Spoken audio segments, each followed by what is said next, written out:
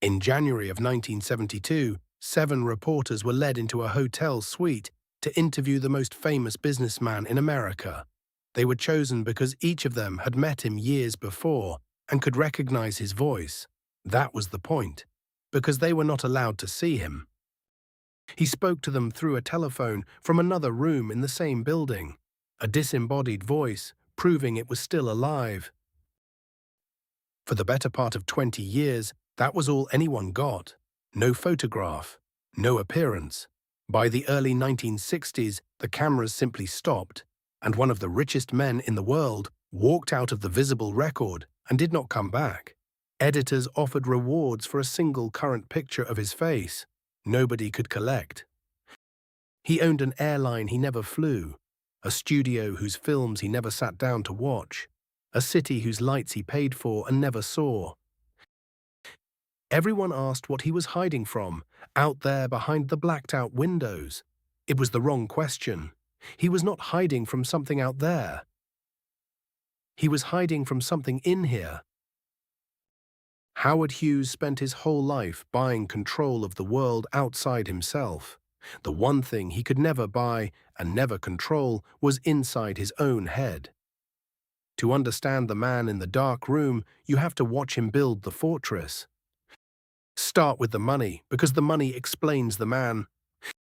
His father invented a drill bit, a 2-cone rotary bit that chewed through hard rock about 10 times faster than anything before it, and opened oil fields that had been sealed shut. And Howard Sr. did one clever thing more. He never sold the bit. He only leased it. Every driller in America paid to rent it by the day, and the money ran back to one family without end. Then the family died. His mother, when he was 16. His father, 2 years later. At 18, Howard Hughes inherited 3/4 of the company and a court that said a boy could not run it. So he had the court declare him an adult, and then he did the defining act of his life. He bought his own relatives out. Every aunt, every uncle, every cousin who held the other quarter, until he owned the whole of it. 19 years old, and he already could not stand to share. That is the pattern, and it never changes. He would rather own all of a thing than any part of a thing he could not command. The drill bit only told him he could afford it. He wanted to fly, and here is the part the later story always forgets. He was brilliant at it, not a rich man playing pilot, a serious engineer. He built an aircraft called the H-1 Racer, designed to do one thing: go faster than any plane had ever gone. On the 13th of September, 1935, he flew it at 352 miles an hour, a world record, and only came down because he ran out of fuel and put it into a beet field. He climbed out and said he would fix it and go faster. 2 years on, he crossed the whole United States in 7.5 hours. The year after that, he flew around the world in 91 hours, 3 days and 19, less than half the record. New York gave him a ticker-tape parade up Broadway. For one summer, he was hailed like Lindbergh. This is the man at the height of his powers, precise, fearless, in total command of a machine screaming along at the edge of what was possible, every rivet of it his own design. Which is how, in 1946, the machine nearly killed him. He was testing a new spy plane over Los Angeles when a propeller failed. He came down in Beverly Hills through 3 houses. The crash collapsed a lung, broke his ribs, and burned him. They gave him even odds to live.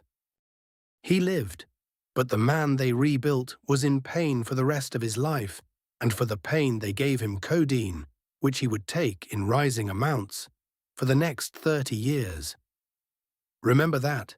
The fall did not begin in a dark room. It began in a hospital bed, with a prescription. Between the records, he bought Hollywood, or tried to control it, which for him was the same thing. He made a war in the air picture, Hell's Angels, spent on it like no one ever had, then reshot the whole thing when sound arrived. When it was done, he told the newspapers it was the most expensive film ever made. It wasn't. He had simply invented the number. But he understood what the rest of the town didn't. Control the story about a thing, and you control the thing. He did it again with a Western. He engineered a special bra to shape how his young star looked on camera, and then, when the censors balked, had his own staff telephone church groups demanding the film be banned, so that half of America would queue to see what the fuss was about. He controlled the outrage the way he controlled an aircraft. And then he bought a studio outright. RKO, the only man in Hollywood to own a major one all by himself. And he ran it into the ground, pictures frozen for months over trifles, staff fired by the hundred, until the studio that made King Kong barely made anything at all. He could own it. He just could not leave it alone. And the thing he owned died of his attention. By now the pattern has a shape. Whatever Howard Hughes could not control, he bought, and then he could not stop. He held an airline, TWA, for years, until the fight over how to run it went to court. And in 1966, he was forced to sell his shares. They paid him $546 million for them. It was meant to be a defeat. Instead, it handed a man already sliding into paranoia the largest pile of loose cash in the country. He took it to Las Vegas. He checked into the top floor of the Desert Inn, and when the hotel asked him to leave to make room for its high rollers, he did not leave. He bought the hotel. Then the next one, and the one after that, casino after casino, most of the empty land on the Strip. An airport, 2,000 mining claims, $300 million of Nevada, until he was the largest employer in the state. He bought the local television station so it would run films all night because he did not sleep. He was buying a city and running it, from a bed he no longer got out of. His orders were carried out by a small circle of aides who passed his written instructions along and guarded the door. One of them ran the whole Nevada operation for years and never once met him face to face. He now controlled more of the visible world than almost any private man alive, and he had stopped going outside. Here is where the story turns, and the turn is the whole of it. The same need that bought the drill bit, and the studio, and the city, the need to control every last variable, did not switch off when he lay down in the dark. It turned around. It pointed inward. He had feared germs his whole life. His mother had raised him on it, inspecting him daily, terrified of polio, teaching a small boy that the world was a surface covered in invisible things that could kill him. For decades, that fear ran underneath the genius. Now, with nothing left to conquer outside, the genius went to work on the fear. With the exact precision that had designed a record-breaking aircraft, he began to engineer a perfectly controlled world, 6 feet wide. And he wrote it all down. The instructions survive. They were called operating memoranda, and he dictated them to his staff the way he had once specified an engine. How to hand him a spoon, how to open a door, wrapping the handle in 6 to 8 layers of Kleenex so that nothing passed through to his skin. There is a memo, pages long, on how to open a can of fruit.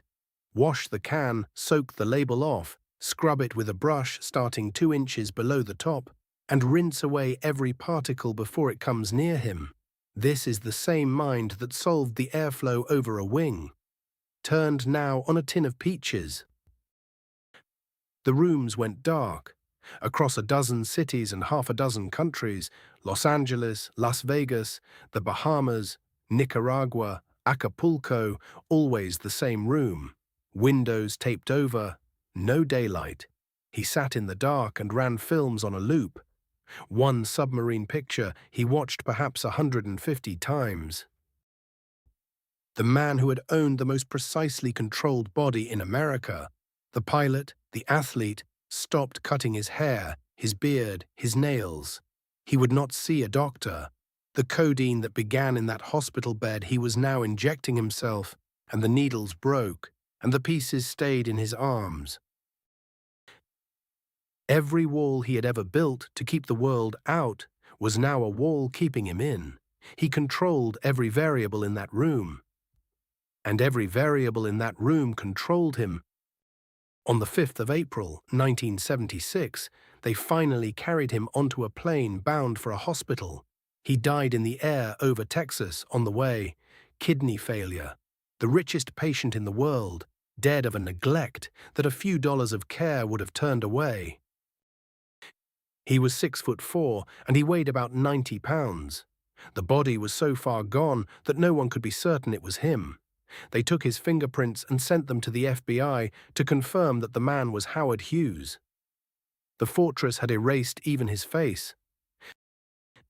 He left no will that anyone could trust. Forgeries surfaced by the dozen, one carried by a gas station owner who swore Hughes had left him a share and which a court ruled a fake. In the end, $2.5 billion went to 22 cousins, most of whom had never met him. But the strangest part of the fortune was already gone. Years before, in 1953, Hughes had quietly signed his entire aircraft company over to a medical research foundation with his name on it. After he died, that foundation sold the company for $5.2 billion and became the largest private funder of medical research in America. The man who spent his life terrified of disease, who died filthy in a dark room trying to escape it, left a fortune that now, every day, pays for the science that fights it. He could not control that either. Control was never the cure. Control was the disease. Somewhere in this episode, there is a single clean box of tissues sitting in a frame where a triumphant man should be. The timestamp goes in the comments. And if stories about money, power, and the people it breaks are your thing, subscribe. Next time, the man who invented the modern world, the current in your walls, right now, who died alone in a cheap hotel room. With nothing but the pigeons. This is Rags to Riches.